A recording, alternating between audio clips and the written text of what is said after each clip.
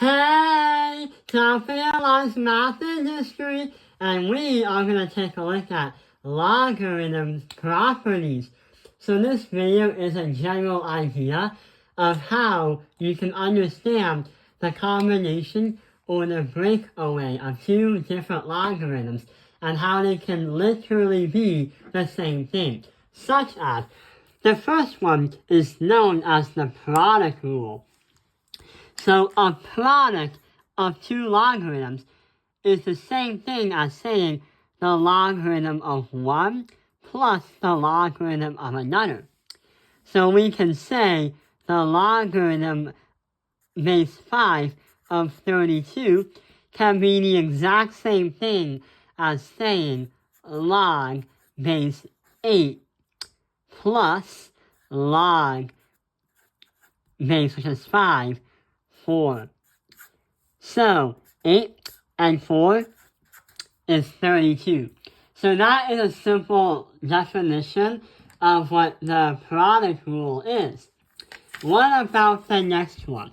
Instead of the product, why not focus on the quotient? So the quotient rule happens when we have log base of x divided by z, which can be the exact same thing, and vice versa, when you have one log subtracted by another log of the same base. So what happens is we can say log base 2 when we say 8 minus log base 2 of 4. And when you get the combination, you get right here 8 divided by 4. So then we get log base 2 and then 2. So that's the quotient rule. But what about the next one? The next one isn't really multiplying or dividing. It increases it by using the power rule. So in this case scenario, the goal of the game is to make the logarithm a lot more powerful than it actually is. In an arrangement where there's a number right in front of a logarithm, it's the same thing as rather putting that as an exponent, saying that there's something that's multiplied by itself many, many times. So we can say 2 to the log of base 8 of x is going to be the same thing as log base 8 x to the power of 2, because we moved that 2 all the way right there. The next part of the video is not really much about logarithms, but uses the same kind of some sort of like shortcut. So what we're going to do is we're going to come up with these two things right here.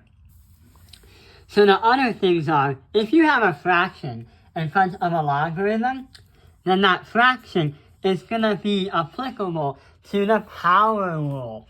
When we put the a in front up here, instead of using an exponent, we're going to turn it into a radicand. So a fraction becomes a radicand right here. But also, the 8 is still in its normal position. The last one is going to be when you have a base and a number in front of the log, which are the same numbers. What do? Yeah, since you cancel these two out, and then cancel these out, you just get 100. So our final answer is 100. So yeah, I hope this video has helped you understand logarithm properties. Thank you for watching Calculator's Math Industry. Like and subscribe.